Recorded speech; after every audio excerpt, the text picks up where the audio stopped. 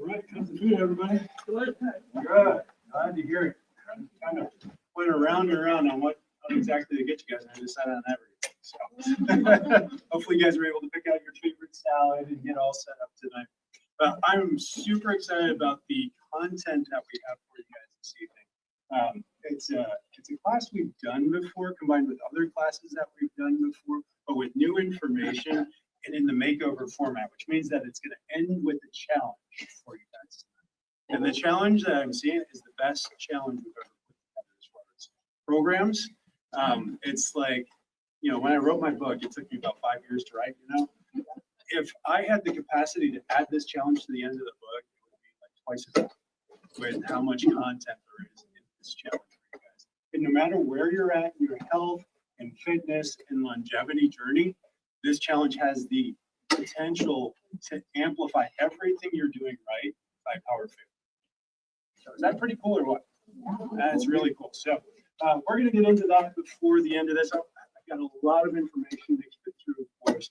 But the main job for me tonight is to take about 9 hours of information and cram it into about 90 minutes. So that really only works well if we hold questions till the end. So if you need something to write it down, I know we have some handouts up front. Yeah, let's go ahead and send those around real quick. The back of the challenge information sheet has space to write notes on.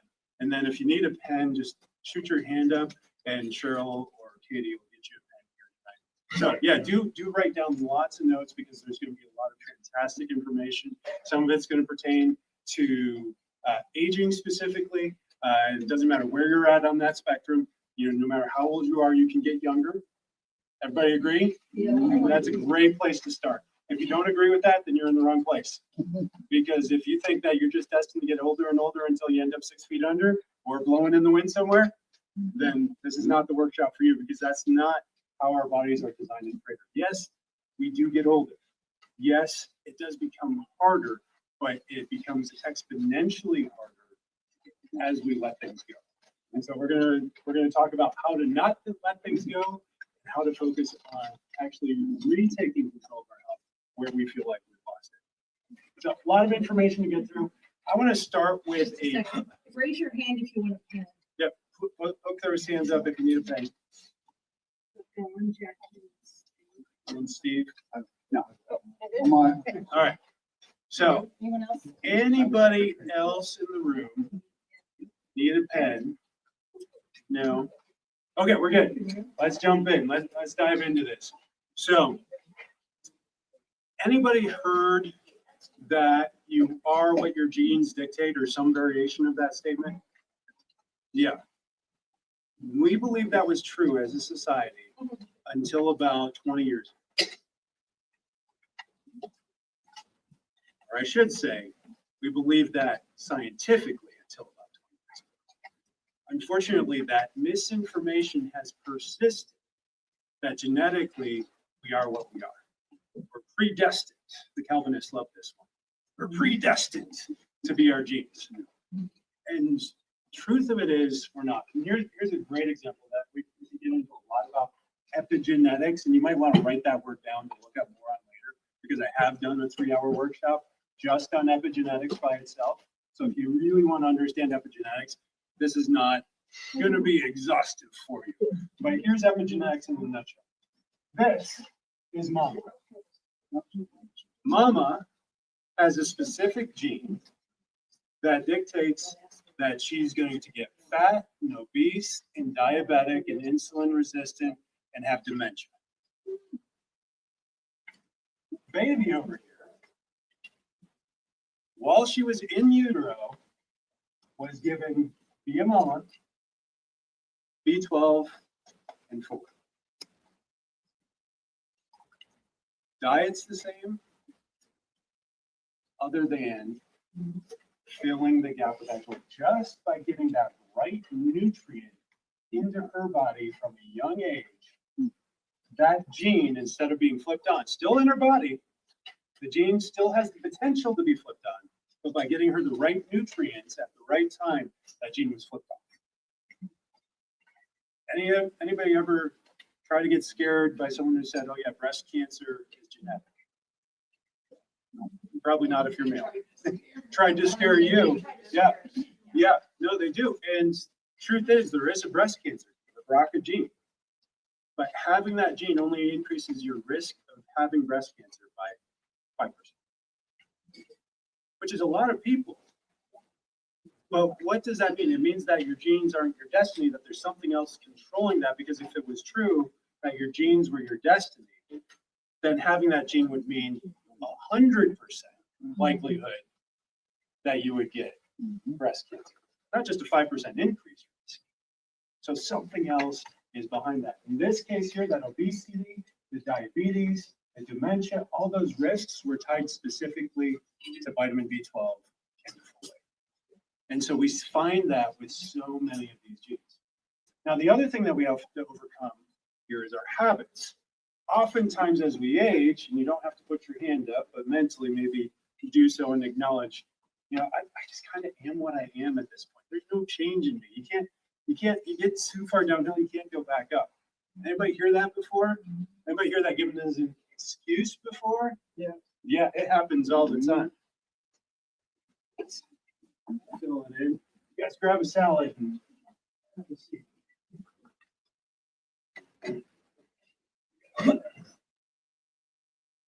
So here's the problem with that. You're not a goose. Geese fly south in the winter no matter what. All right?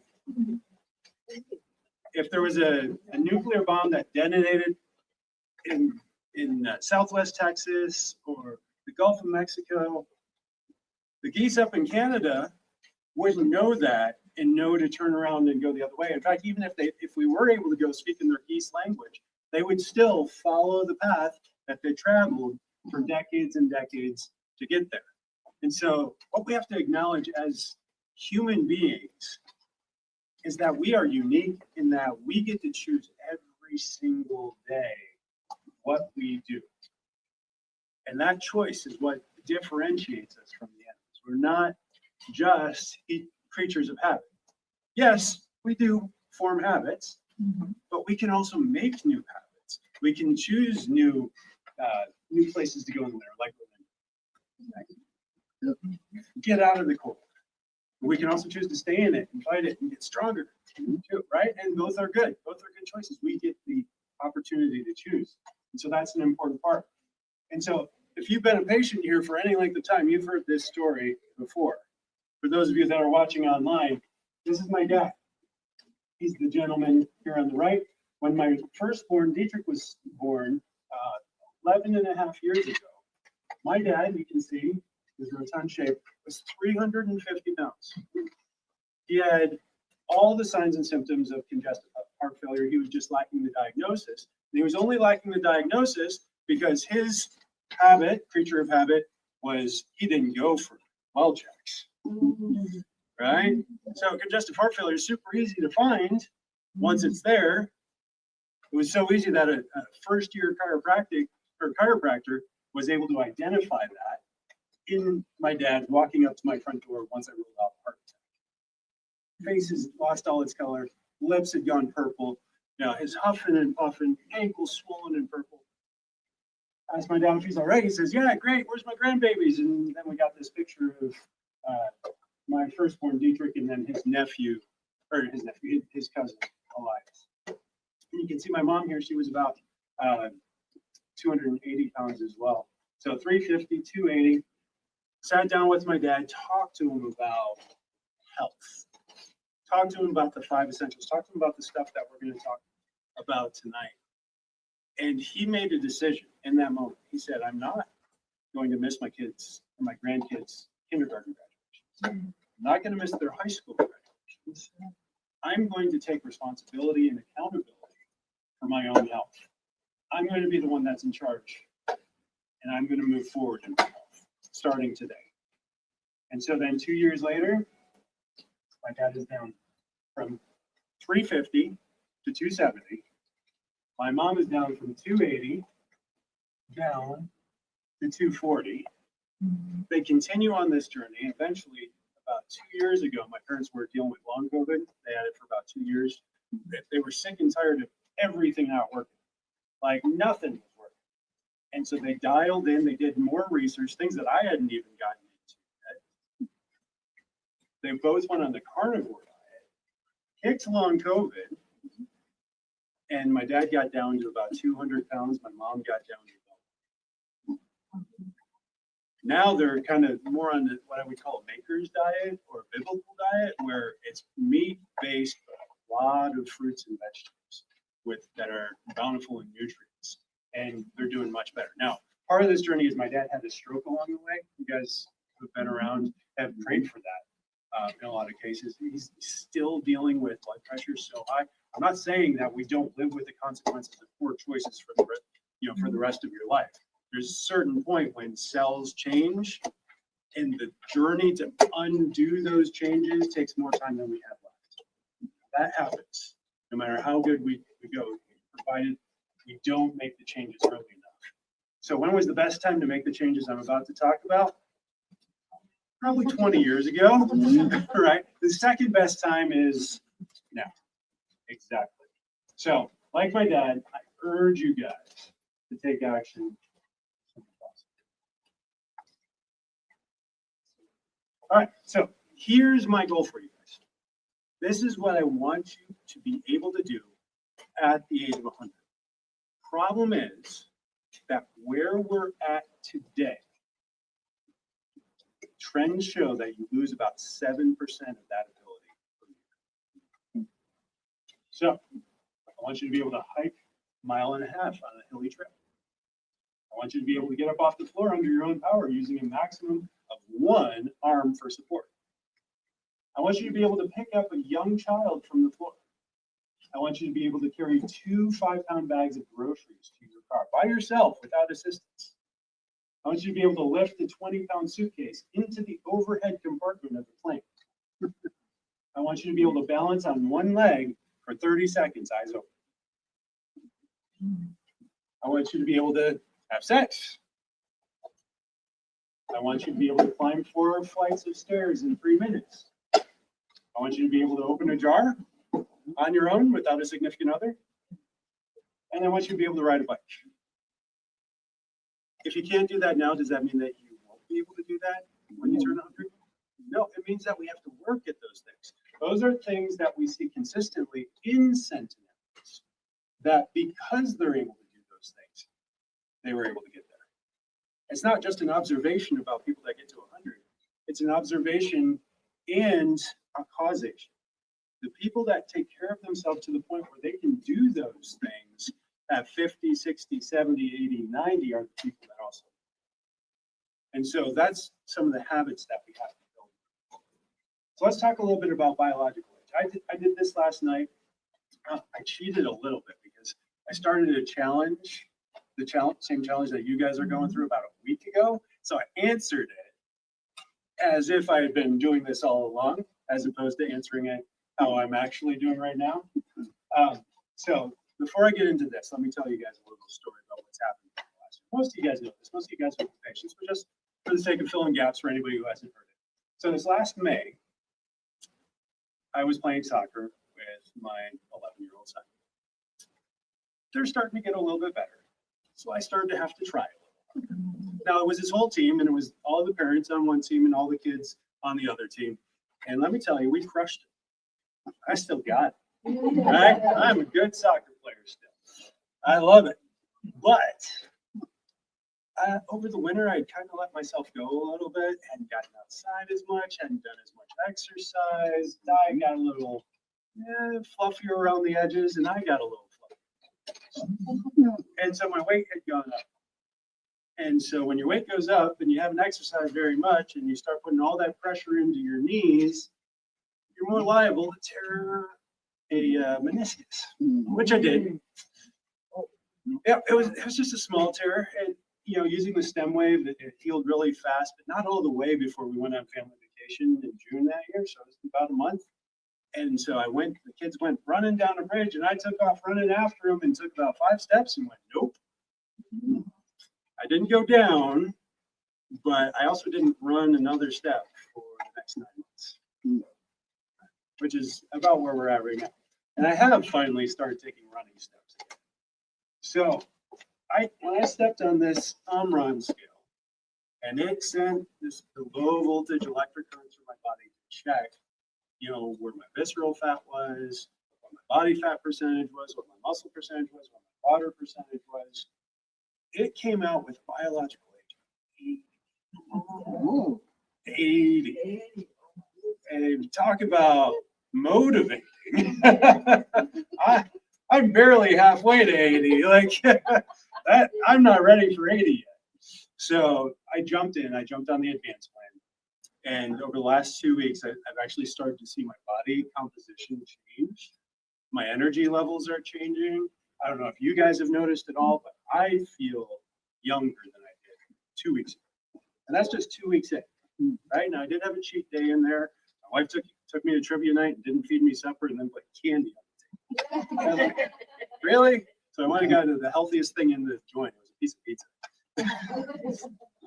Come on now. That wasn't a full cheat day, but a cheat meal. So I did this, answered the questions according to what I'm actively doing. And what I've actively done, even with my BMI, where it currently is I've lowered my biological age from 80 years old down to 31 years old based off of the habits and choices that I'm actively making.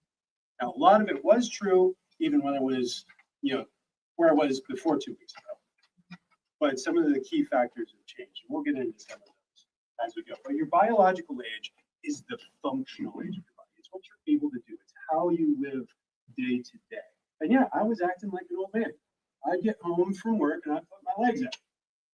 Yeah, I'd put that red light around my knee. I'd tell people to stay off my lap. I wouldn't go outside and play soccer with the kids. I wouldn't exercise or work out because it hurt my knee. I was guarding it and I was protecting it. And when I saw that biological age, I'm like, screw that. I would rather 90% of me be 30 and that knee be 90 and hurting all the time than my knee feel fine and my whole body be 80. Make sense? Amazing. All right. So that's where we're going to go with this. So let's jump in. I'll let Cheryl take it for a little while. Okay. So diabetes, and this is primarily, we're talking about type 2 diabetes. You may not know the difference between type 1 and type 2. Okay. Type 1 is autoimmune. That requires insulin. Type 2 is what we call lifestyle related. We can lifestyle our way into type 2 diabetes. In 1940s, it was 1 out of 300 adults that were diagnosed with diabetes. 1970s, you can see 1 in 50. Today, we are 1 in 3 people over the age of 65 that have diabetes. And a lot of those don't even know they have it. There's a commercial that I hear on the radio every once in a while that affirms this, 1 out of 3. And they say, that's either me or my good friend or my not so good friend, one of us, So anyway, complications, huge. We typically divide them up by microvascular, which are the little blood vessels. Those are the eyes, the diabetic retinopathy, cataracts, or glaucoma. Those can happen as you have chronically high blood glucoses. The peripheral artery disease, you start getting what we call neuropathy. You can't feel your feet or other extremities. And then they've got that one, peripheral artery disease and peripheral neuropathy. And then nephropathy in the kidneys. And probably half, if not more, of the people that have to undergo hemodialysis is because of complications related to diabetes. Then we get into and those of course happen first before we know we have diabetes usually.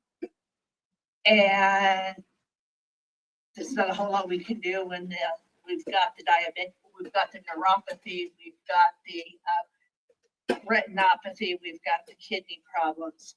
Then comes the macrovascular, the big vessel changes, the heart attacks, and the strokes come next.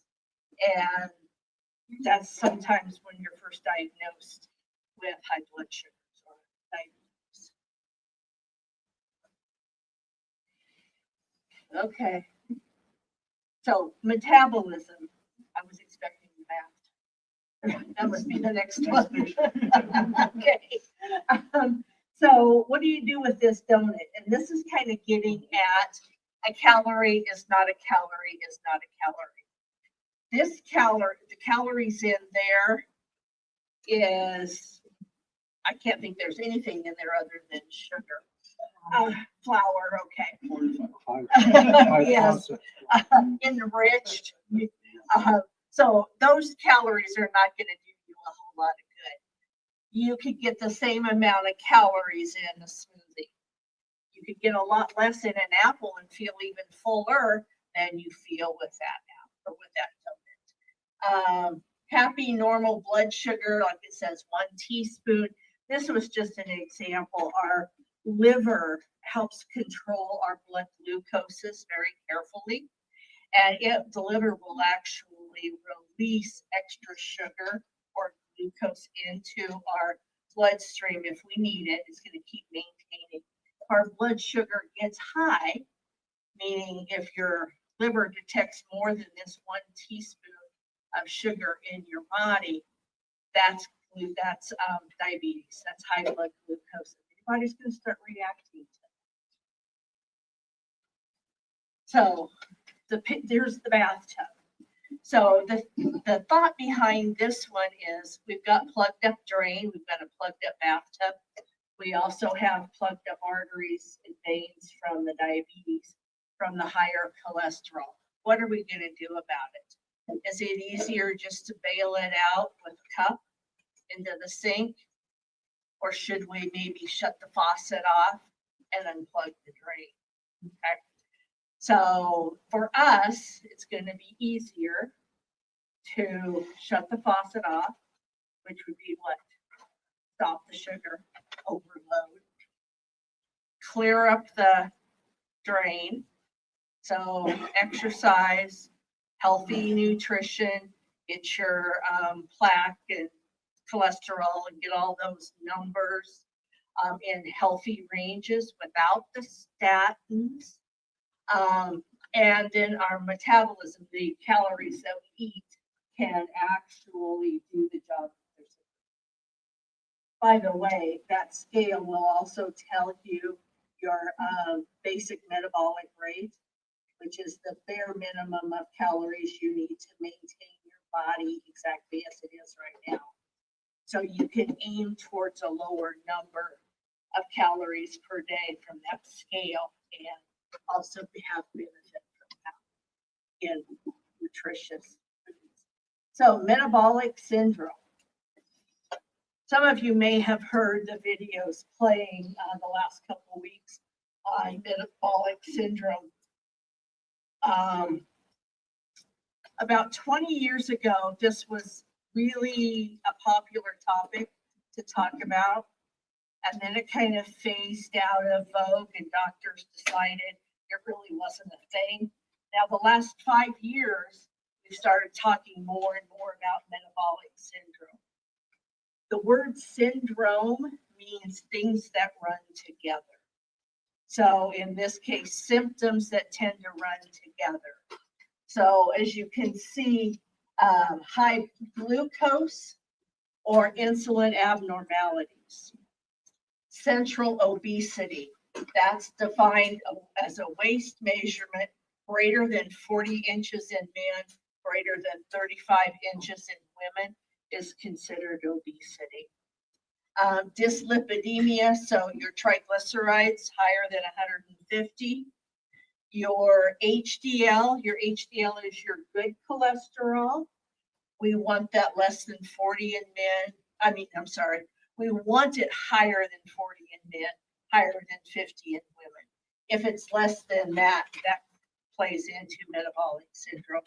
And then blood pressure. Again, we would like it less than 130 over 85. So those are the numbers they have up here The greater thans are all metabolic syndrome. So to break that down, high blood glucose, high cholesterol, high blood pressure, and high waist measurement.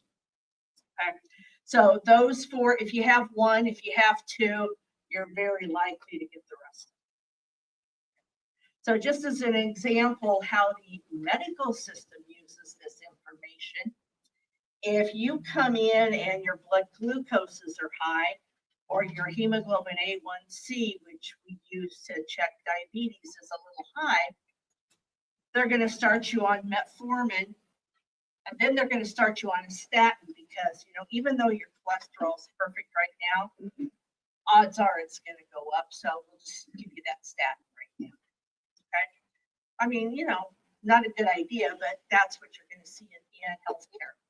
Blood pressure, they're not going to automatically start you on a blood pressure med, but they're going to watch your blood pressure pretty closely and be quick to jump on it if you do tend to have any of these others. And then, of course, waist measurement, walk 10,000 steps a day. That's the standard answer whenever your doctor says you need to exercise 10,000 steps a day, which, by the way, is not the right answer for everyone. But as this says, you need 3 of 5. And if you have 1 or 2, you're likely to get a couple more if you don't change your habits. So we're talking about liver disease here. Your normal liver over on, I guess that's your left. It does numerous things. I won't get into all of them, but part of what it does is it helps with the metabolism. Like I said earlier, it secretes the glycogen. If your body's low on sugar or glucose, it'll secrete glycogen so that it can raise your blood sugar. So you can get that glucose into the cells and have the energy that you need. It also helps metabolize fats. And as you can see, that lipogenesis, lipo meaning fat, genesis meaning making. So your body will start to, if it has too much fat on board, it's going to start making that into just storing that fat. Okay. Obesity, again, metabolic syndrome and type 2 diabetes. Then as that progresses and we don't make any changes, non-alcoholic fatty liver, that's what NAFL stands for. That's going to inflame the liver. Then we get to non-alcoholic steatohepatitis. Non-alcoholic's pretty easy. Steatohepatitis means we've got a lot of fat in and around our liver. That then causes mitochondrial dysfunction, oxidative stress, which of course increases our free radicals, increases the aging process. Apoptosis doesn't happen like it's supposed to.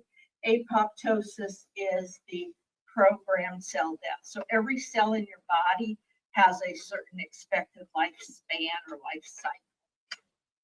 And apoptosis is the word we use for that program that every cell has. That goes awry when the liver isn't functioning. And then more inflammatory cytokines, just what we need, right? More inflammation. As that gets worse, our liver starts to scar over. We get to cirrhosis, advanced cell death and scarring. And then what? Our liver doesn't work and we turn jaundiced. And then we bleed because our liver can't make clotting factors. And then we get built up pressure around the liver and we get ascites. If anybody's seen ascites, it's like you got a water bed in your belly. There's so much fluid in there. There's a lot of excess pressure on your heart and your lungs and every other organ. They have to go in and drain that every once in a while. Okay, nasty, nasty when it happens. And that's not, we can't cure this. All we can do when it gets to this point is comfort cares. There is an option back here.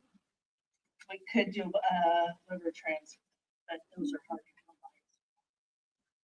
by. And if you can make a few changes now, we don't have to talk about that. Okay, so again, this is what your doctors are recommending, the quote unquote experts. And some of the CDC, the Centers for Disease Control tips to help protect your heart. Well, first of all, follow your doctor's instructions, which are what? 10,000 steps a day. Take your blood pressure medication every day. Take your statins. And oh, by the way, take your metformin and your glucophage. And let's add some GLP-1. Let's add a little Ozempic to that. And you're going to be on those the rest of your life. So love it. Okay. Eat a healthy diet, low in salt, low in fat, low in saturated fats, and cholesterol. Well, I didn't say when we were talking about that liver, we need some fat. Our hormones don't function. They can't even be produced without some fat. Our nervous system doesn't function. Our nerves are wrapped with what we call a myelin sheath, but that's a layer of fat or a layer of insulation that helps speed up those nerve signals. Okay? So we need some fat in our diet, in our bodies, to be able to function. And then, I have to agree with the don't smoke. If you do smoke, quit as soon as possible. That's a good one to follow. Okay. Again, treat your high blood pressure for life. Sometimes they'll reduce the dosages after the patient achieves normal blood pressure, but sometimes it's really hard to get them to decrease your doses because they'll say, oh, your blood pressure is good, so let's just keep you on it because the meds are working. Okay. Coping with the inconvenience of medications, though, can be a lot better than suffering from a stroke or a heart attack. I was once told, the statins can make you more likely to develop cataracts. And I had a doctor say, well, wouldn't you rather deal with the cataract because we can easily take that off as opposed to deal with the stroke or the heart attack? Like, I don't want either one, to be honest with you. I don't want cataracts, but I also don't want that stroke or heart attack. So let me not take that statin and do something different. Okay. So let's look at an alternative worldview, shall we? So here's the difference between what I'm going to tell you with medical systems. Medical system tells you that you're stuck without the medications. I'm going to tell you that you're fearfully and wonderfully made, that God designed your body. No matter what you're dealing with, all we have to do is find the interference, remove it, and God does it. That's how we breathe every single day. That's how when I pulled out the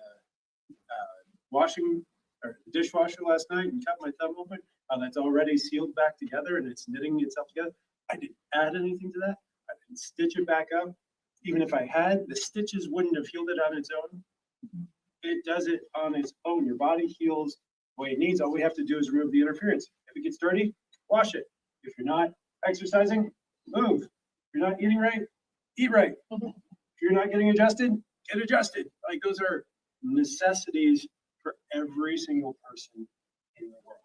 And so we're going to dive in here. We're going to talk about some of these and how we can optimize, how we can remove the interference.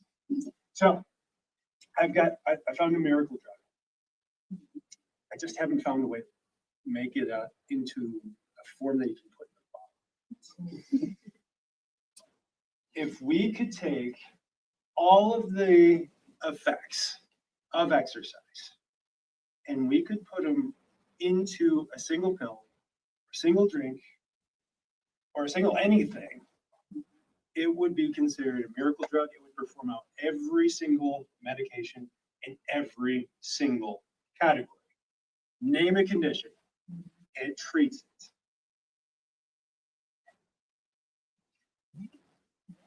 That's it. Talk's over. Go home. Exercise. Right? So,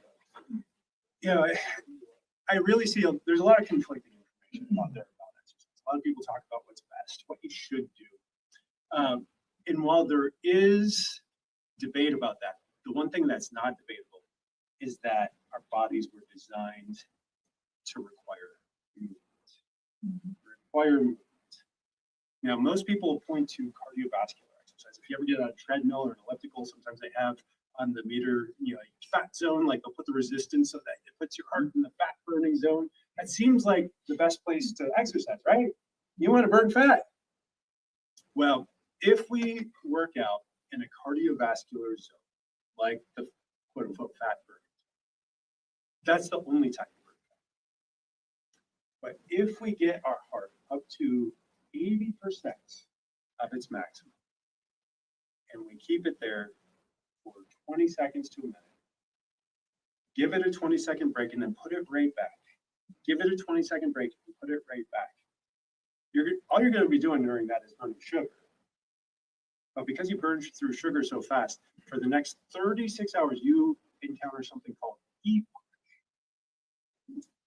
which is where you burn your body fat to make up for having run out of sugar. It's the same thing that happens when you fast. Your body uses its current sugar that's in your system. Then it goes to your glycogen stores, breaks those down, turns it into glucose, burns that up for energy, and then it starts burning body fat. But because we're doing this as an exercise, now it's doing it quicker. We don't have to fast. We don't have to go without food for nearly as long. So this type of exercise is called metabolic conditioning. It got infamous by a Dr. Tabata out of Japan. You guys might have heard of Tabata style exercises. It's a period of high intensity followed by a short period of low intensity. And you can lengthen that high intensity, but when you're starting off, that needs to be shorter because your heart's not used to it yet. So you do 20 seconds on, 20 seconds off. And then you start to lengthen that period that's on while keeping the time off down 20 seconds. And it's ideal fitness protocol for fat burning and muscle building. This is one of the key elements that we see with people that live the longest. You want to live a long time, have a high muscle content. When you step on this scale here, you want that muscle percentage to be as high as possible if you want to stay healthy for a long time. So exercising at, this says 90 to 100% maximal heart rate. We never really want to get to 100%. We want to get 90 to 100% of that 80% is where we want that. So when we're working out, it really comes down to hormones, not calories. You're not realistically, not unless you're a gym rat, you're not going to be able to burn off the excess calories eating a standard American diet. It's just not going to happen. They cram those calories in. They've got food scientists that trick your taste buds into wanting more, even though your calorie count is going so high. It's really about training your hormones to ask you for the right foods. And the hormones that you want are human growth hormone and testosterone. Because why? Because they build muscle in your body, they burn fat in your body, and they increase your overall metabolism so that you're burning calories all the time at a much higher rate. And you don't have to worry as much about what's going into your body. It increases that metabolic output. Catabolic hormones, cortisol is a big example of this specifically, a stress hormone. It actually burns muscle for energy. So you get on the treadmill and you walk for 2 miles or 5 miles or 20 miles, or this guy, marathoner or ultra marathoner, it actually burns through his muscles faster than it goes into his fat stores. Now, neither of these two gentlemen, because they are Olympic athletes, has a very high body fat percentage at all. But because this gentleman is working in an anabolic state, using HGH, using testosterone, he's building up muscle mass. And that reinforces that. That actually produces more HGH and testosterone. So it's this friendly cycle, not vicious cycle, but friendly cycle, where doing this more actually produces the right hormones more in your body. Here, he's actually doing the opposite. By putting himself in a catabolic state, it's creating more stress in his body. and it's inhibiting them from being able to build HGH and testosterone. And so if you want to burn fat, it should be this way, sprinting style, and not this way, the walking or slow jog style. Now, if you're doing nothing, what's the best form of exercise you can do? Anything, right? Something, anything. And so I would say if you're doing nothing and you're struggling to think of, oh man, I can't do that, then what do you want to do? You know, something fun, ideally, something that pulls you back. That's why pickleball has caught on so big these last couple of years. Because people got out there and they started hitting the ball like, hey, this is fun. I get to compete and it's not that hard on my joints and I break a sweat. And after a couple of weeks of this, I started noticing a difference on the scale. Yeah, that's great. And you can actually play pickleball in a way that does this, although it's not predictable. You can't really force yourself to do that. I just saw a fun video as an aside of people playing pickleball with a medicine ball and no paddle. And so they use the same court and they just grab the medicine ball and they throw it over, and then they have to run and go get it when somebody else throws it back. As kind of a fun thing. I don't think you guys are ready for that, but I'm like, that actually looks like a great workout and a lot of fun. And so we want a form of exercise, ideally, that does that. So let's take an example of walking. How do we get this level with walking, especially if we're just starting out? So let's say we set a goal of a 15-minute walk. I don't want to set a distance goal, especially if I'm just starting out, because I don't know how far I can go or how fast I can go. But we cannot get this or this if we can carry a conversation while we're doing it. And so our walk needs to be fast enough for at least 20 seconds where we can't reasonably carry a conversation. Might be able to say, yeah. That's the intensity that we want. If we want to be fat burning, we want to increase our metabolism to the point where it lowers our biological age. So that would be a way to do that with walking. Let's say you love the elliptical, or you love the treadmill. Same thing. You don't let it set for you. You pick that pace at which you can carry that conversation. Now, after 20 seconds, I need you to catch your breath, especially if you're just starting out. Bring it back down, get it to a point for about 20 seconds of rest where you can reasonably say, okay, yeah, and how are you doing? Right? But then I need you to jump right back in and get it back up to that pace. And it might not be very fast. It might be the difference between walking like this and walking like this. It's not that much difference. I'm not getting across the room that much faster. But that for you might do that trigger. Now, it might be that you do like to play pickleball. Yeah, it's going to depend on your partner that you're playing against or playing with. Maybe you need to play without a partner so that you're having to go a little bit further. What's another example that you want to hear?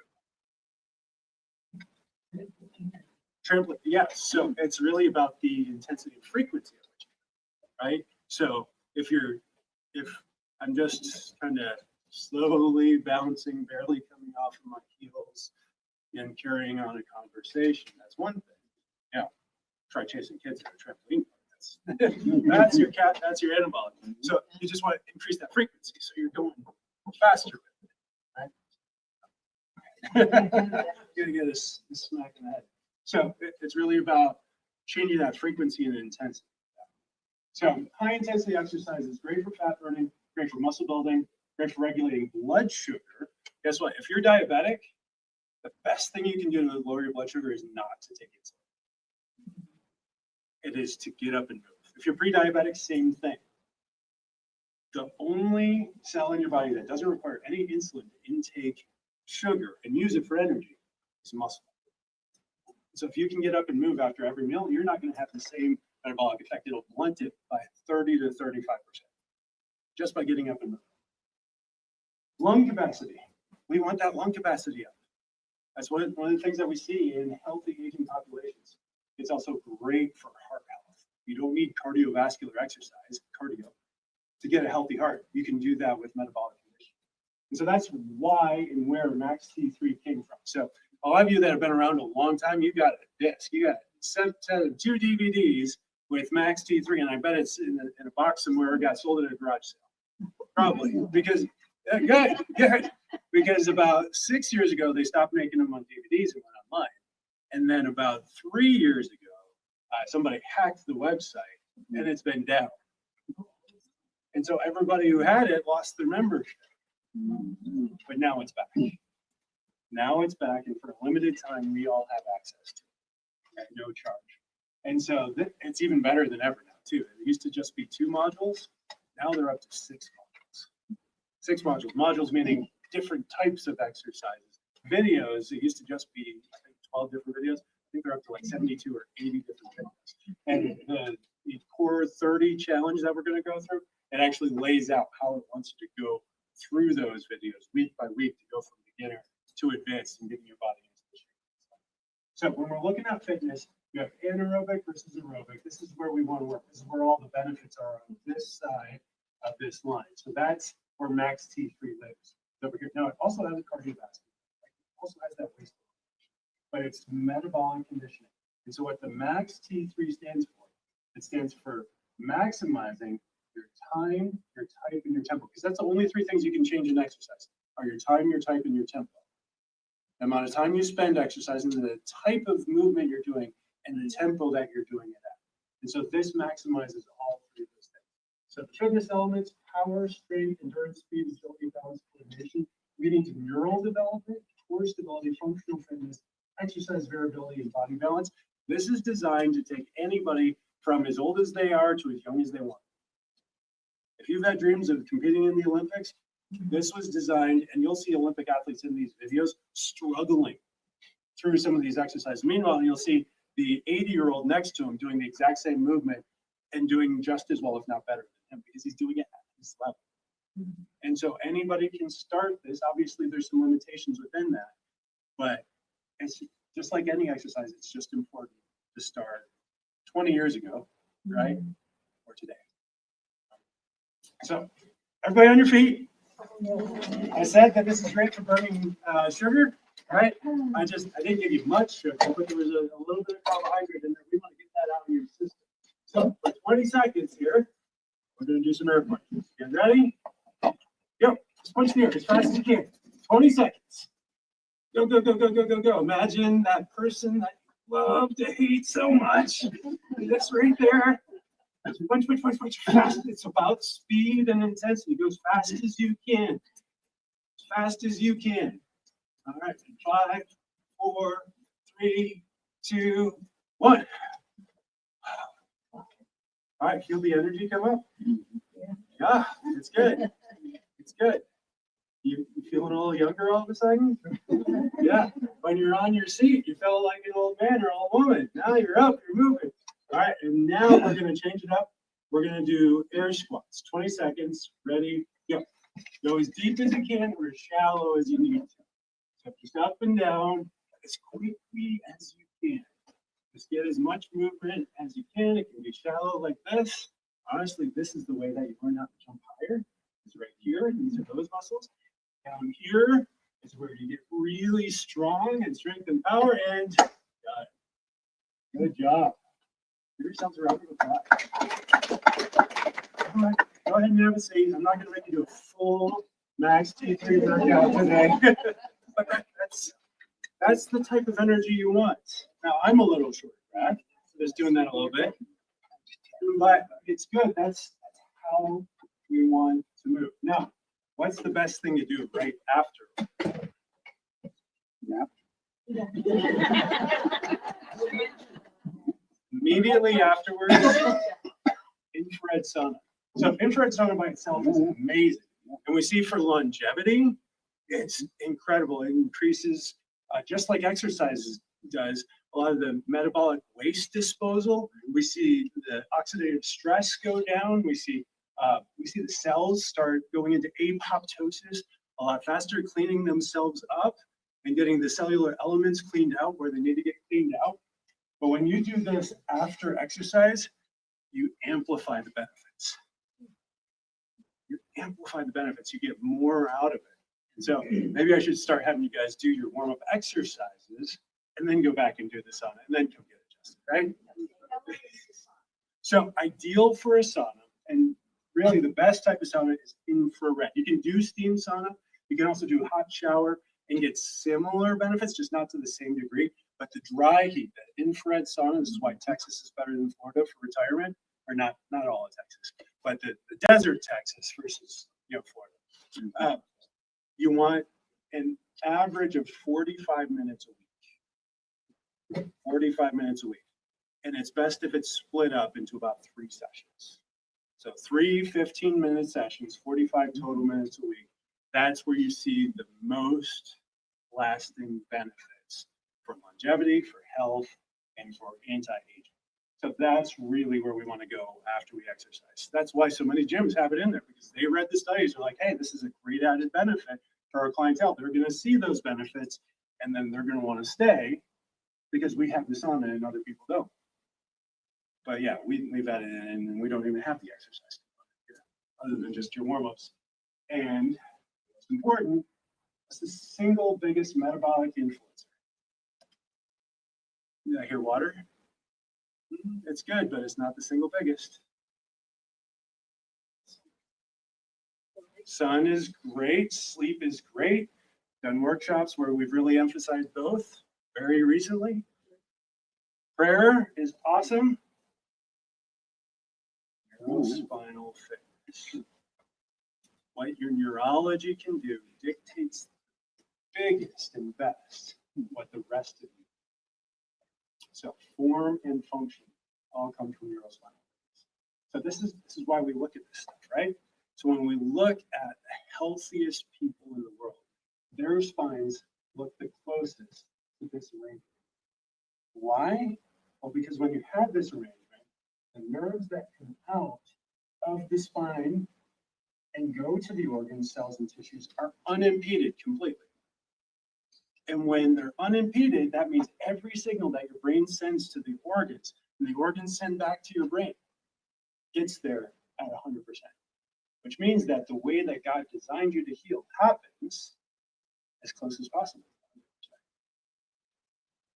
So this becomes the most important part of an anti-aging protocol. What's the biggest thing? I talked about this at the last workshop. The biggest thing that we see for aging, other than you having an active stage 4 or higher cancer, or having an active heart attack for longevity, is how much your head does this. This posture is worse for you than smoking. This posture right here.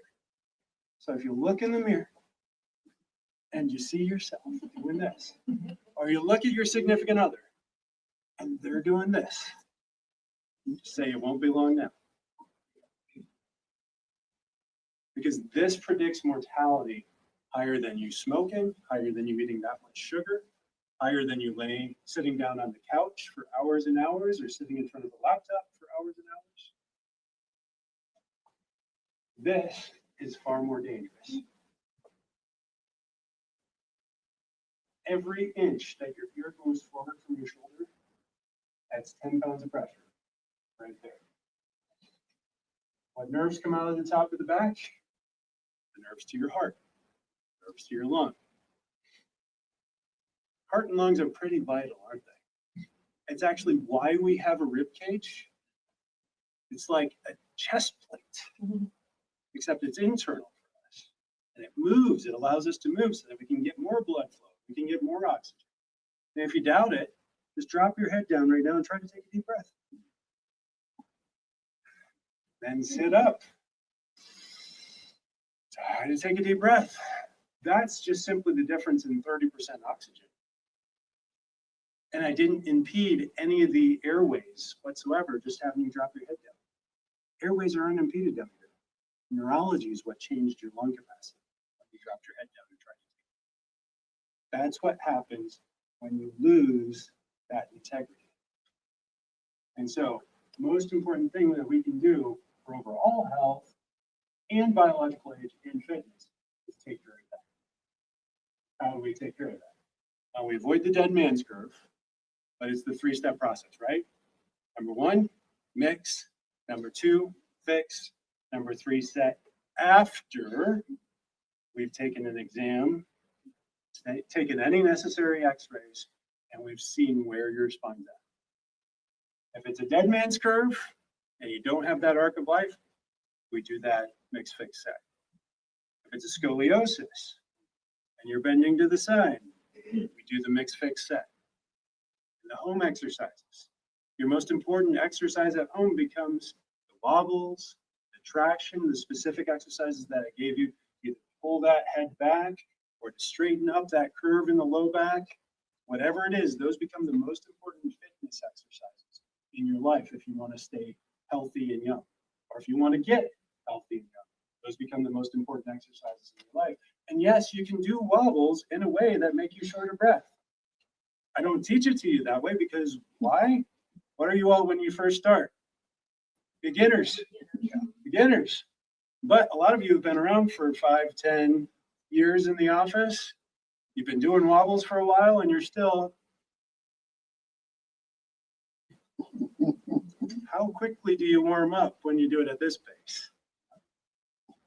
Not very quickly. There's a little bit of increase in blood flow. It's still good for you. It still achieves the goal of getting you ready for the adjustment. But if you go like this, how much faster has your spine warmed up? Now, don't do that into pain, right? We're not trying to hurt yourselves. But if you're in a wellness state in your care plan, it doesn't hurt to do this at all, then do it faster. Warm it up, get your blood flow higher, get your heart rate up, increase that blood pressure temporarily so that your blood pressure can come down. This is Brian. I know Brian. Brian was in my Atlanta office. I got to see this journey for him. So he came in not because he was in any pain whatsoever. He'd been to chiropractic before. He knew about chiropractic, but nobody ever told him that his spine might be related to his metabolism. He was getting older, even though he was working out 5 days a week. He was dieting like crazy. He'd been on, Jenny Craig. He'd done the South Beach diet. He'd done Weight Watchers. Nothing was working. We brought him in. We took an X-ray right through here. This is right where the nerves exit out, and they go to the thyroid. Said, does it make sense that the thyroid wouldn't function at 100% if it's not getting full function through the nervous system there? And he doesn't have much curve there, right? 11 degrees, 11 total degrees. He said, yeah, but my thyroid numbers are fine. I get my blood checked. Does one measurement of 1 or 2 of the 16 hormones of the thyroid mean that your thyroid is actually healthy, especially if you can't lose weight? Especially if eating right and exercising doesn't change anything about how you look or feel? No, something's not functioning. So he jumped in, he did 3 times a week. He did that for 90 days. After 90 days, he got here, and within a year, he went from this size to this size. Isn't that incredible? Sometimes all it takes is the most important thing, right? Just add in the most important thing. So, warning signs. If I went in to a mechanic and my check engine light was on and he came out with a roll of duct tape and said, here, I got that for you, and stuck it on there and said, you're all set to go, what would you do to your mechanic? Wouldn't go back ever, right? But yet, when you go to your medical doctor, that's their goal. These symptoms are not the root cause of your problem. It's not why that check engine light is on. It is the check engine light itself. Headaches, depression, acid reflux, hypertension, sciatica, insomnia, vertigo, neck or back pain are all just signs and symptoms that something is going on that's not right inside your body. Name the symptom, it's not the problem. It might be what bothers you, it might be what motivates you. But what needs to happen is not duct tape over that symptom, but root cause care. That's why we do structural correction in this office. That's why we do advanced nutrition testing. That's why I teach you guys how to do food sensitivity testing. That's why we do these workshops, so that you guys can learn these things and get closer and closer to God's ideal plan for your bodies, how He designed you. And when you fall into alignment with those things, then you can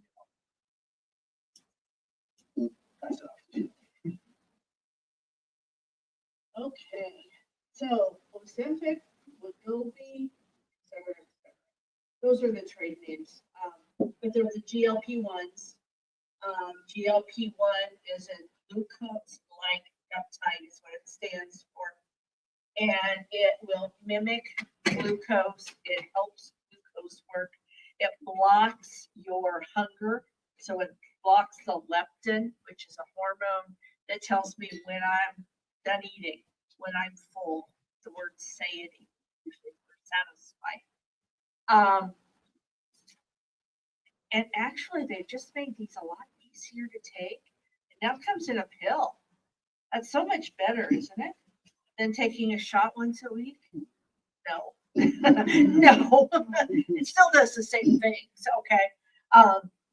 You have to stay on this the rest of your life. They just don't tell you that. Because as soon as you stop it, you're going to gain your weight back. You're going to have all those same problems. So it's a quick fix, again, for a long-term problem. Food, again, here you can see the ultra-processed foods. Guess what? The United States is up here on the top. Romania, Colombia, Hungary, Italy, they're down here in the less than, bottom of Italy, less than 20% of their calories come from ultra-processed foods. We're over here almost 60% of our nutrition comes from highly processed foods. It's a great, like it says, great mortality, a link to mortality. I don't even know what a munchkin is. It looks like it's a donut hole. Is that what it is? Okay. So these are all about 70 calories. So the munchkin, the half a can of Coke, and 18 Skittles is all about 70 calories. But they're all highly processed. There's nothing good in any of those. The highly processed foods lead to, of course, obesity, which we've already heard leads to an increase in mortality. The higher mortality, the more highly processed foods that we're eating. Okay, so Dr. Jink kind of went through these a little bit. The hormones, the cortisol, it is your stress hormone. So when your sympathetic nervous system is activated, your fight or flight, you're running from that lion, your body releases cortisol, which is going to tell your body to release insulin. Release glucose, because you know what? We need more sugar in those organs so that we can get the heck away from that lion. But if you're constantly stressed, you're constantly going to have cortisol, you're going to have a higher glucose. Not good. It also, as it says, leads to cravings. Cortisol, it comes from the same place that aldosterone comes from. I don't know how many of you know what aldosterone does, but it's also a hormone that tells your body to preserve salt and to preserve water. So you're going to gain more weight because you're preserving water, and then you get edema, you get higher blood pressure, lots of things like that. Human growth hormone, again, it does decrease, obviously. We need high boosts of it when we're ages 0 to about 20. It kind of steadies off and then it starts to slack down, but it will help increase lean muscle mass, increase body or bone density. You know what else increases bone density? Exercise, weight-bearing exercise. And then the human growth hormone will decrease body fat. So you see, okay, my son is just getting to this age now where he's learned that he can't eat everything and stay his little skinny self. Starting to bother him a little bit. Of course, he's also not doing gymnastics 6 days a week, so that makes a big difference too. Leptin, we talked a little bit about, tells your brain to burn fat. It also tells you when you're full and you don't need to eat your body can become resistant to leptin, and you'll just continue to eat because your brain never feels it's satisfied. So again, without leptin, you're going to gain weight because you don't stop eating. Here's the leptin resistance. You're going to increase body stores. We know increased stores of fat are going to increase the inflammatory response. The increased fat's going to disrupt that signal getting out from your brain. Again, increased calorie taken, overeating are going to contribute to this leptin resistance. Intermittent fasting, it is important. When you eat can be as important as what you eat. So there's a variety of different models out there. Some people will start out by fasting for 10 to 12 hours. Yes, that includes the 8 hours of sleep that you're supposed to be getting. And start eating at noon. Eat for that small window of maybe 6 or 8 hours and then fast the rest of the time. Fasting does include drinking water. Yes, we're not going to be, but no calories. Okay. Benefits, the insulin and leptin sensitivity reduces the risk of chronic disease from diabetes. Ghrelin is the hungry hormone. I like to think that little gremlin that tells you to eat. Those levels go down with intermittent fasting, and our ability to become fat adapted, i.e. we're burning more fat in those intermittent fasting periods. Decreases your cholesterol or your triglycerides, decreases inflammation, those free radicals, and then you will decrease weight gain and metabolic disease decrease. Okay. So again, good healthy calories when we are eating. These are the bad things. Again, everything there is a starch. Can you repeat the schedule? I can't see that. The schedule. Oh, this says fast from 7 a.m. to 11 a.m. You have a meal, a workout from 11 to 12. Eat from noon to 6. And then you fast from 6 p.m. to 11 p.m. And then you sleep from 11 p.m. to 7 a.m.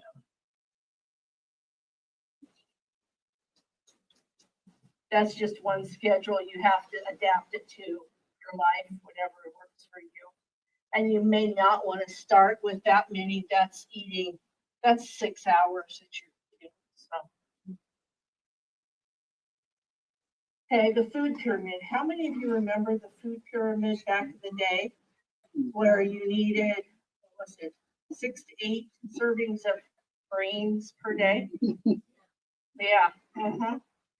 They put that on the bottom level instead of chocolate. Chocolate was up here at the top under It should have been sweets. bottom. Yeah. So now we flipped that upside down and changed it all around. Then they went from that one to My Plate, which they had that divided by how much, like 4 servings of stuff. This is the current, it was developed by Dr. Mike Hyman. You've got your proteins, your healthy fats, your veggies, your healthy fruits up top. You can see in here, again, your whole milks, your healthy fats. So we come down, here's your fruits that are a little bit higher in glycemic index, followed by your whole grains. Better option.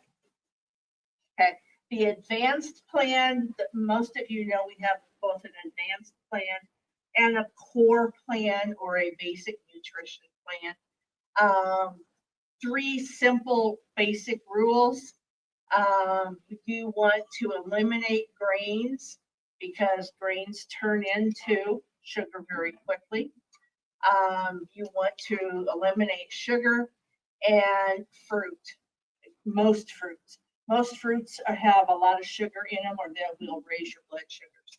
The fruits that are not high on the glucose or glycemic index are your berries, your grapefruit. I will add lemons and limes to that, and Granny Smith apples. Now be aware if you are taking any medications that are contraindicated with grapefruit, do not do grapefruit. But again, our goal is going to be to try to have you remove yourselves from some of those medications. Even your healthy grains will turn into sugars. I said that. Proteins, we want to replace those conventional proteins with natural sources. Grass-fed, grass-finished beef, free range chicken, and then wild caught, particularly Pacific Ocean caught fish are the healthiest options. And they're not raised with pesticides, fertilizers. They're not given grain that had pesticides and fertilizers and growth hormone on them.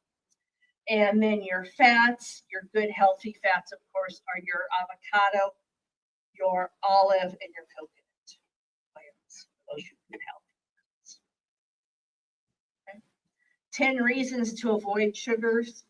I'll just read the bolded words. Obesity, acidity, and our body is very picky about the acid-base balance.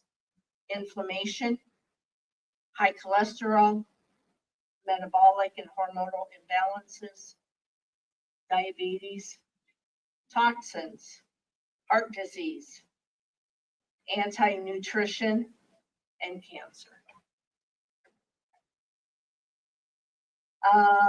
What can we use for sweeteners? Stevia and monk fruit are your best. Erythritol would be a number 3. And then after you've achieved your health goals, then you can do the raw honey, the dates, and the syrups. So I already talked about good fats versus bad fats. Again, avocado, coconut, olive, your eggs, of course, from your free range chickens, your raw nuts, salmon, wild caught Pacific, some seeds, your green leafies, your organic butters, organic nut oils, bad fats. Some of those are, processed meats, pastries. Processed meats, did you know? I just learned this when my niece was pregnant about 3 years ago. They tell pregnant women they're not supposed to eat any deli meats or processed meats. They didn't tell me that when I was pregnant, but that's the newer information. It's like, oh, yeah, that wouldn't be good if you look at the labels. I have a question. Uh-huh. So, I watched the video once. Uh-huh. They're not that good. Of which I know. Have you heard that about cashews, particularly cashews? Cashew is technically food. So it doesn't qualify in that category. It's not-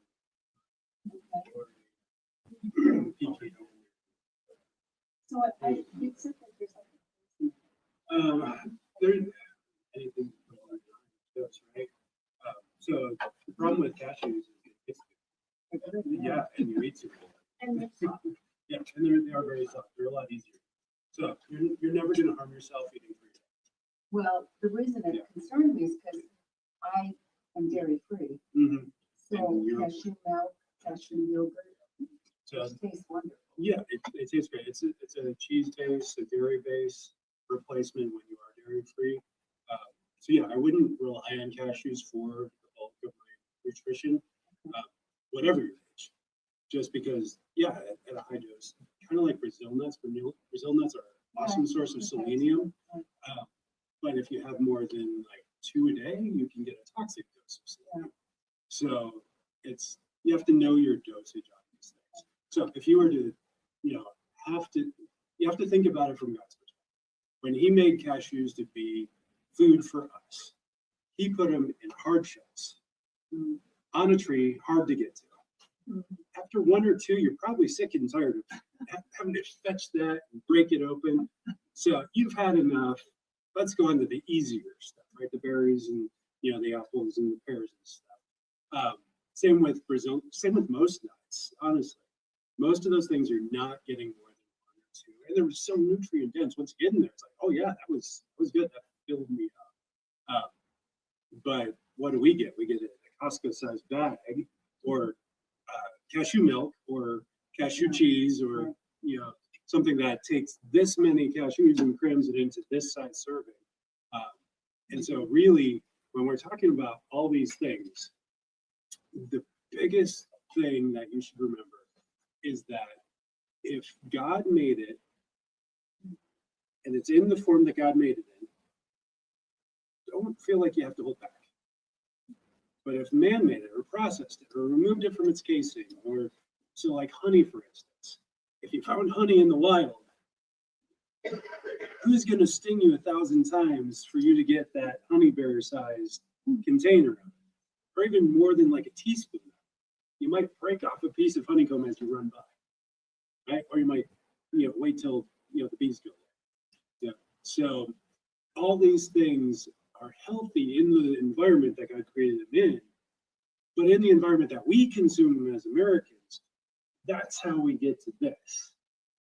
100 years ago, we couldn't get to this if we tried, because the natural mechanisms of the food that we find it in were so protective of our own bodies that we would stop after this much sugar in a year. And now we can't stop until we've got that much sugar. So it's just find it in its natural form, and you don't have to worry. It's hard being dairy-free. 3 cashews a day. Yeah, I know. I know. 2 Brazil nuts a day. Thank you. Yes. Okay. Look at your labels. If you don't know to read labels, read the fine print, turn it around and look. Even though the big print says avocado or olive oil, we also have canola and soybean oils added to these. So not good. Of course, we've got all these other things added to them. The one thing that ingredient was crap. Yeah. That tells you right there. That tells you right there, yeah. Okay, so protein, we do need different amounts of protein as we age. And that's what this is telling us, all the things that proteins help do in our bodies. Our goal should be 0.5 to 0.75 grams per pound of body weight.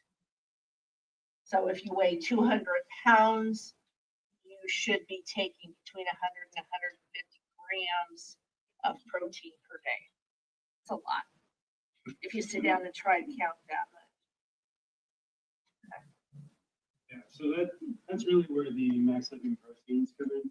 So it is a lot. It's hard to get there. And so yeah, you can get some salmon, you can get some chicken, you can get some steak, you can get some nuts, get some peanut butter, some almond butter, and it's gonna be hard to get to that amount. We need increasingly more as we age. That 0.5 to 0.75 grams. That's kind of a range as we get up there. As when you're in your 20s, you don't quite need as much in your 30s. You still don't need a lot, but a little bit more. 40s, yeah, now we're starting to get close to that 0.5, and then we escalate up to over our 80s. Now we're at 0.75 grams of protein per pound of body weight a day. And as a 200-pound person, you're 100 to 150 grams just to get there. And that's to support your current muscle mass. If you're going to add more, you're probably going to need to stay on the higher end. And so how do you get there? Well, that's these. So we've got 3 different types, and they're really 3 different goals. When you look at each of these, think of 3 different goals. Number one, the reason why I put it in the middle, the grass-fed whey protein, is because that's the most research out there for muscle building. If your goal is muscle building and you handle your dairy well, go with the whey protein. I find it really interesting. I can do some forms of dairy, like goat cheese, goat milk, and sheep cheese and sheep milk. I'm fine with it. But any type of cow dairy, no matter how clean it is, it tears me apart. And the same is true with this. I had to stop doing the whey protein just because of how sensitive my gut is to dairy. Now I'm about this close to going and pooping in one of those cups over there and sending it to the lab to see what's going on, because it's gotten worse over the years, and that's a sign that maybe it's not just that sensitivity. There's probably something else going on. And so pooping in that cup is going to be really revealing. But that's why I stayed away from this one, but it's also the best one if you can handle it. If you can handle dairy, if you have a healthy gut, this is giving you the most bang for your buck. I believe this one also has the most protein per serve. I think it's 30 grams. This one, if you have a sensitive gut or you're dairy free, but you still want the most bioavailable form of protein for you, this is what you go with. Now, the reason I like this one so much is because it's made, it has naturally occurring collagens in it, which for those of you that like really smooth and silky smoothies, it's not going to happen. Collagen's sticky. Like that's what it's supposed to do. It's supposed to keep your skin together, your hair together, your joints together, your bones together. Unfortunately, it's not going to get as smooth as the whey. It's whey smooths out really nice. But this one also tastes really good. It's the best tasting protein. And then this one is the most bioavailable plant protein that I've seen out there. And that's, all the guys, Josh Axe, Jordan Rubin, Ancient Nutrition, Garden of Life, the best bang for your buck if you want to stick with plant protein, which unfortunately is most proteins out there now because it's so cheap to take the byproducts of all these processed foods that we buy from the stores and just shove it in, just measure out what's protein, what's carbohydrates, and then just put chemicals in it to make it taste good. So most of the cheap crap is going to be plant proteins. Ours is not. It's not the cheap crap. It doesn't have the fillers. It doesn't have the additives. It doesn't have the artificial flavors. It's real food. This I would only recommend if you have a conscientious objection to animal products. If you have a conscientious objection to animal products, that's what I would recommend plant. Now there are some crazy people out there that actually like the flavor of that better. Once I would recommend that for as well. But just know that the same size serving is only 20 grams of protein, as opposed to, I believe this one's 21, and then this one's 30. So you're getting more bang for your buck out of this one. So just know that when you're going in, like I said, I recommend this one. If your gut is fine and you can handle it, that one's going to be the best. All three of them are great for the advanced plan. They're all advanced plan approved. You don't have to be on the advanced plan to take them. They're just a great supplement for people that want to live a long time and live really well.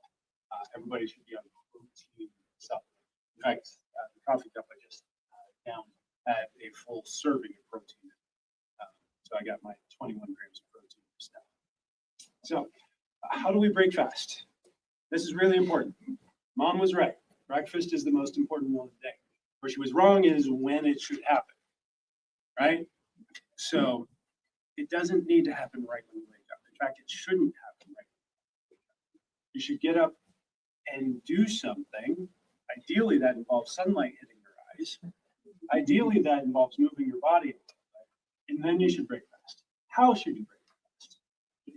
Protein smoothie, fantastic way to break fast. I wouldn't do this every day though, because when you do like a handful of frozen berries, it does denature the fiber from the fruit sugars in there, and it's not, your body's not going to resist the sugar in there quite as well as it would with the whole berry, and so it does knock up that profile.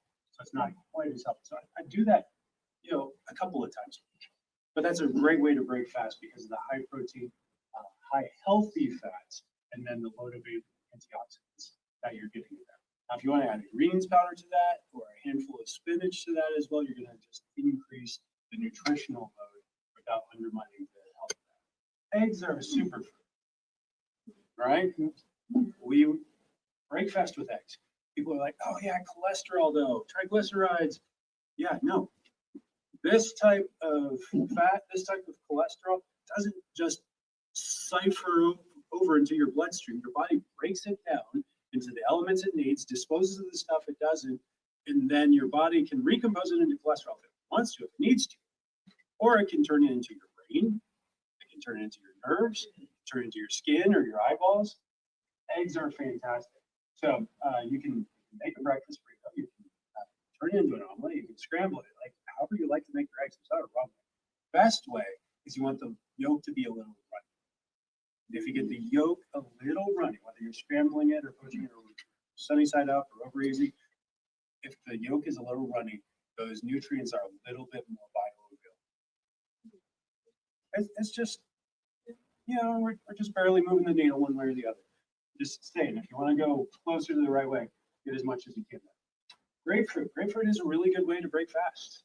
Again, if you're not on any medications contraindicated, grapefruit.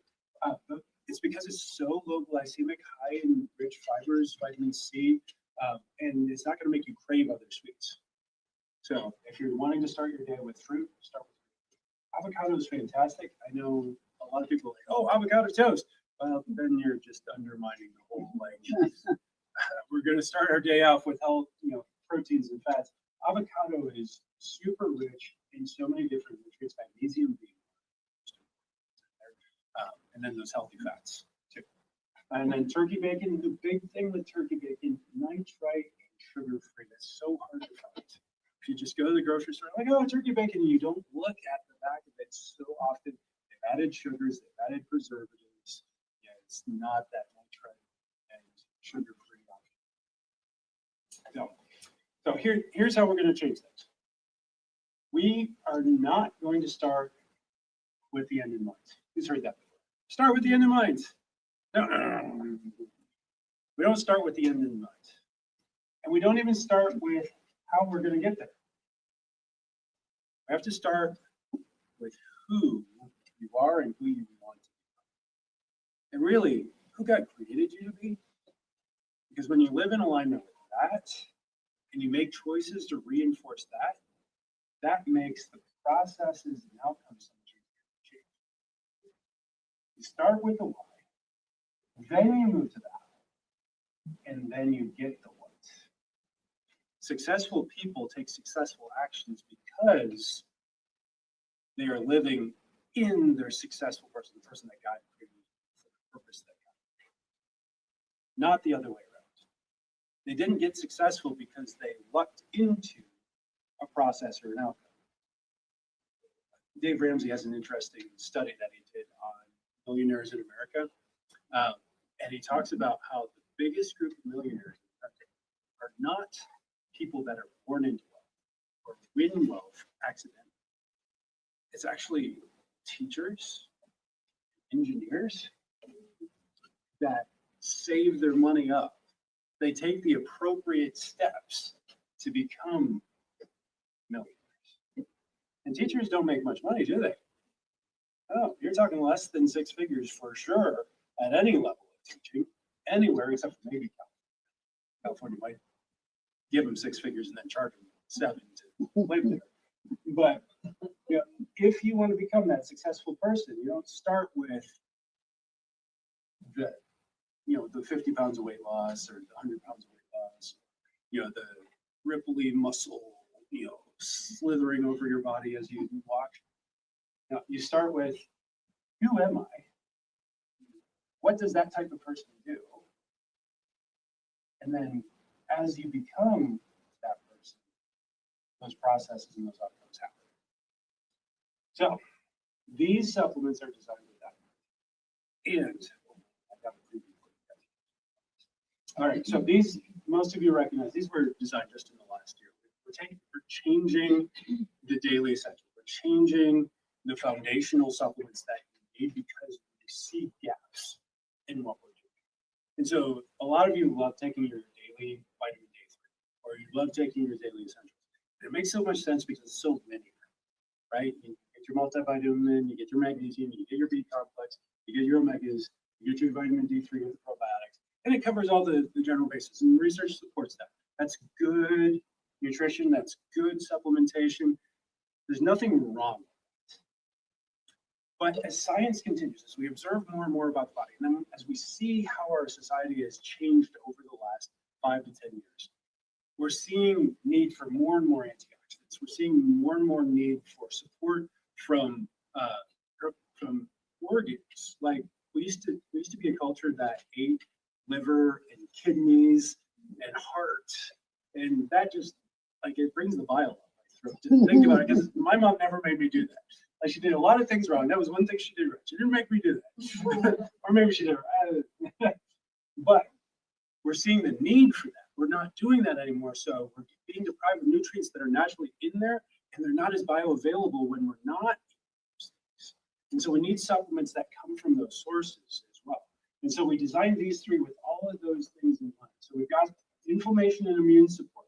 This replaces so many of the supplements I've been recommending for pain and joint issues and a lot of the chiropractic stuff I see. It's like 5 of the supplements I would hand people for just to manage their day-to-day lives, all in one bottle, and it works better.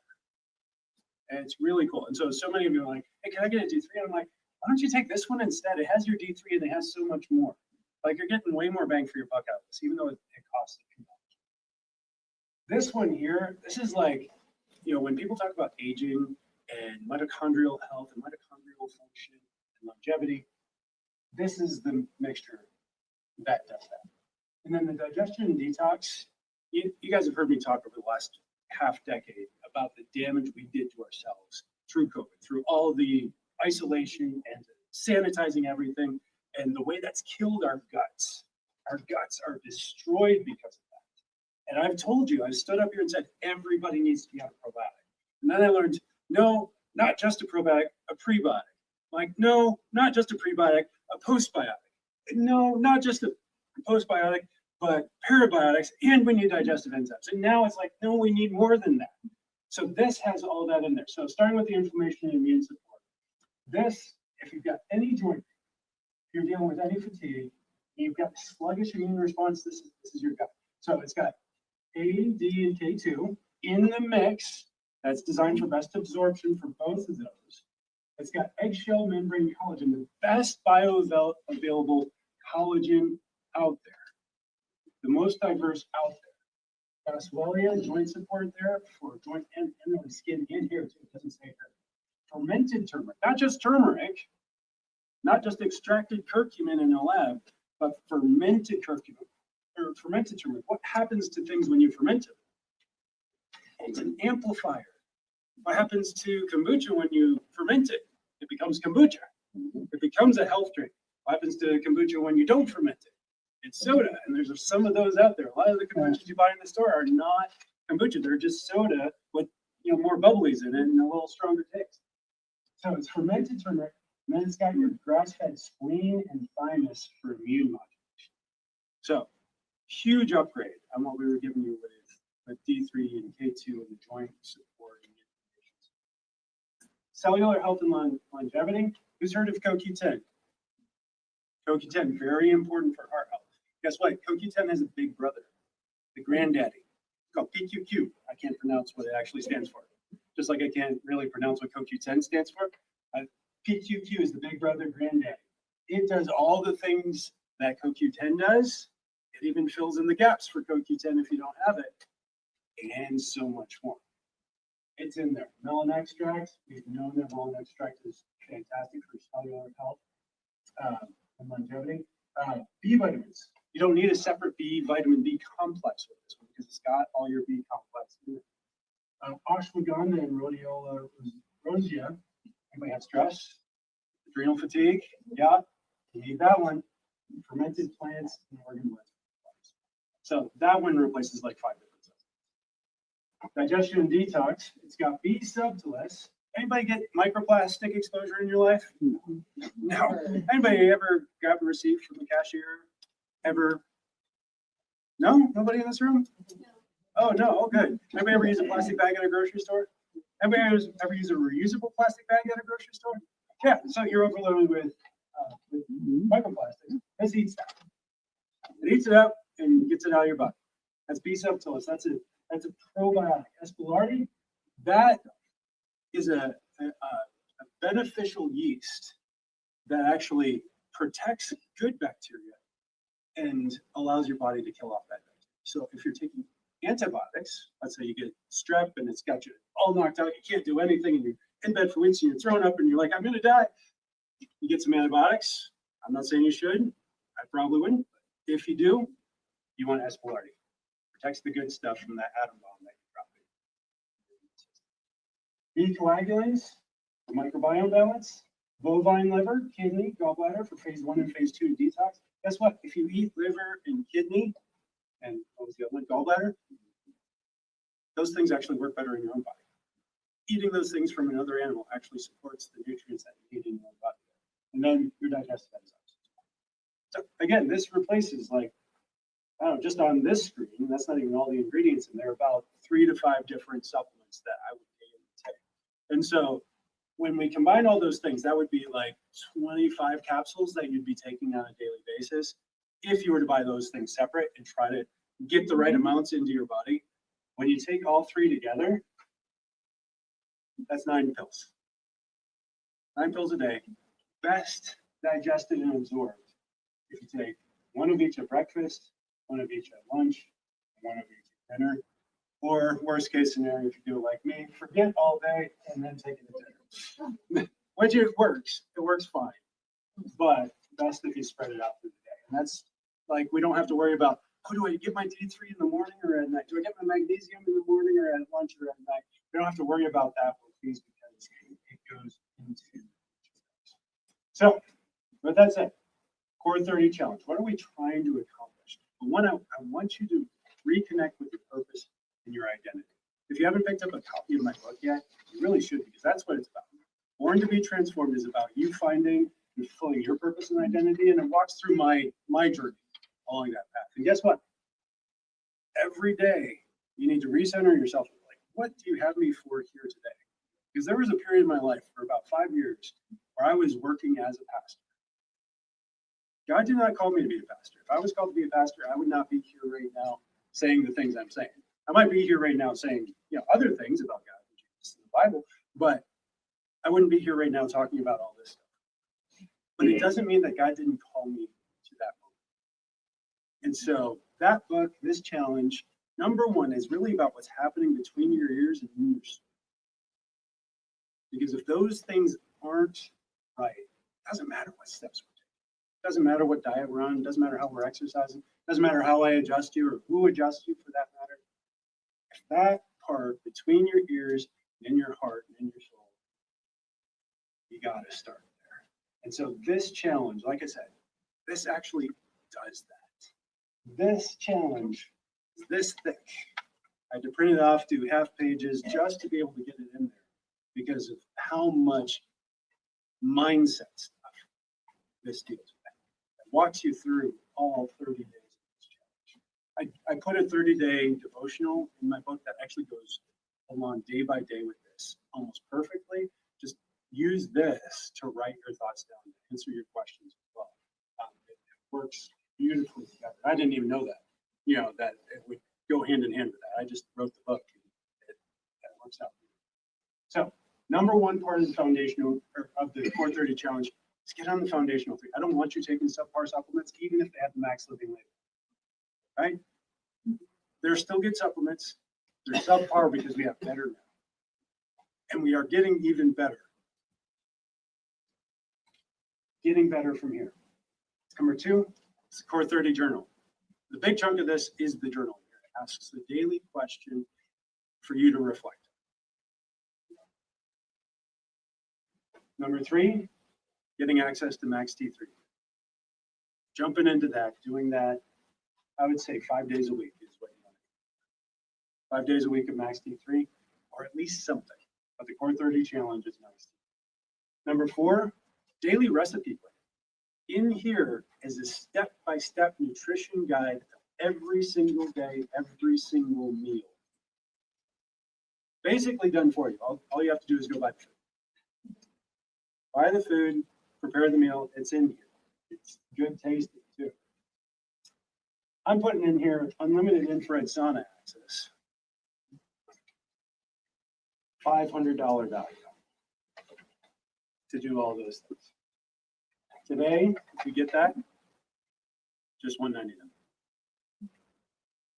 Pretty big discount, huh? 60% off or more, depending on how you value some of those things. So if you were going to get the foundational 3 anyways, guess what? You should probably just sign up and get the rest. But if you weren't and you were just like, I'm here for the 20% off the supplements, hey, that's fine. Yeah, I'm glad you get a little bit of information. The one thing I say from every workshop or seminar I make is, you're not always in a place to do this today.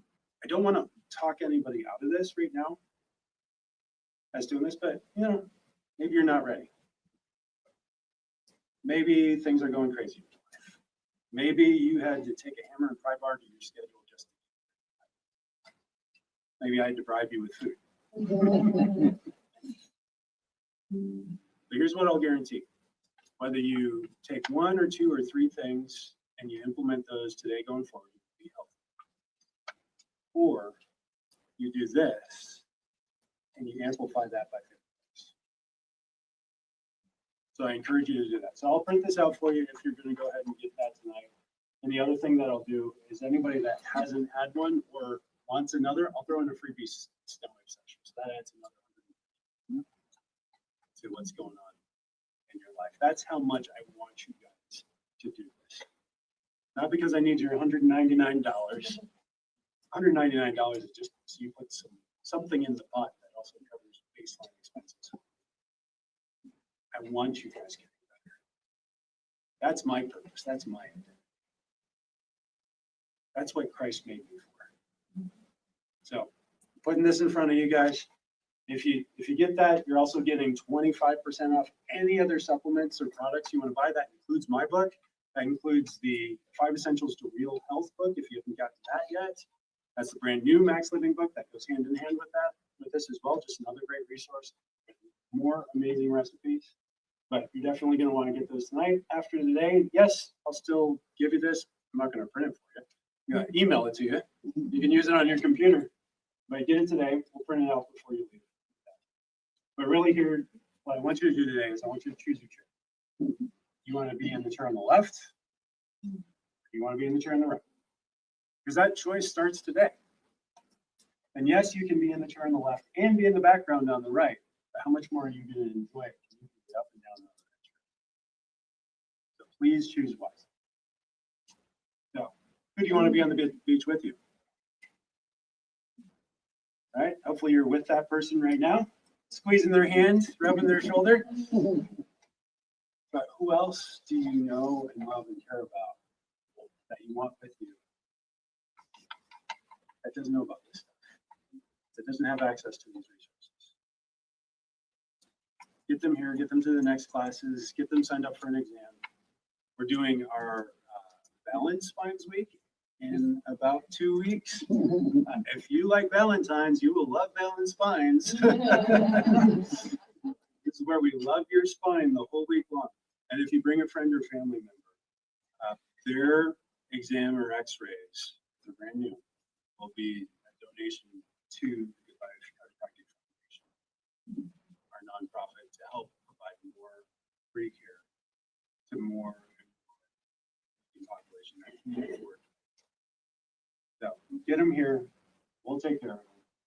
And then coming up, we gotta get to the next class. So they actually included this slide, but we just got access to this stuff. So I don't even know what this is yet. But I was on a call on Tuesday and they're like, hey, guess what? We just started a new supplement line.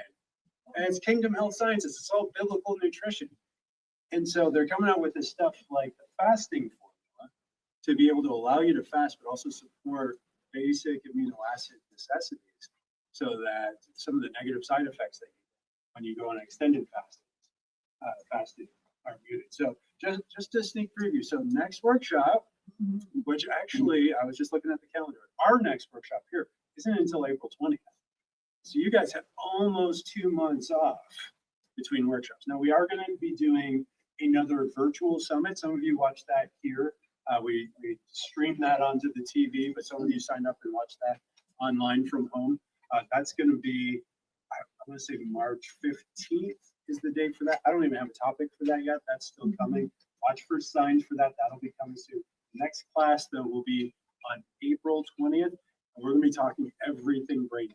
So I know we didn't dive into dementia. I know we didn't dive into Alzheimer's tonight. We're going to focus in on more of those things and how to prevent those things when we get to 20. So action steps. Number 1, get your 4:30 challenge. My printer's going to be all warmed up and ready, and you'll have hot papers coming hot off the press. You'll get your foundational 3. If we don't have enough for everybody that wants them, pre-order it. Your challenge will start as soon as it gets here. It usually takes about 5 days once we order. Yes, you can see it. I printed it out. So, give me just a second. I need to turn off the live stream, and then we'll go to Q&A. Okay. Any questions other than